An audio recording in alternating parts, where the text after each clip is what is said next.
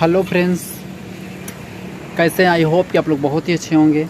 आज ये नवरात्र का जो है तीसरा दिन है और हमारी तरफ से नवरात्र की आप लोगों को बहुत बहुत शुभकामनाएं। नवरात्र में आपकी माँ हर तरह से रक्षा करें और आप स्वस्थ रहें, मस्त रहें हमेशा।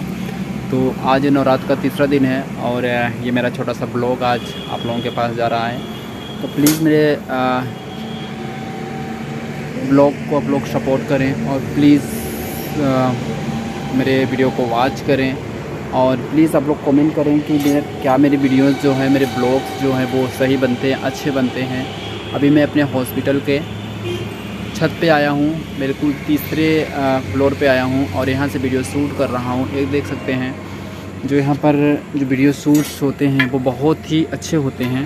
कई वीडियोस मेरे यहाँ के सॉन्ग्स के जो हैं वो लिपसिंग वीडियो और कई वीडियो मैंने जो है वो ब्लॉग्स के भी यहाँ से डाले हुए हैं।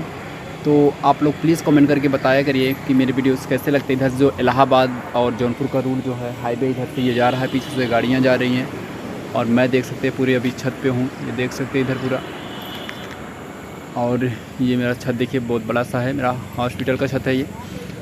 तो प्लीज़ आप लोग कमेंट करके बताएँ कि मेरा वीडियोस कैसा लगता है और नवरात्र में आप कितना ज़्यादा इन्जॉय।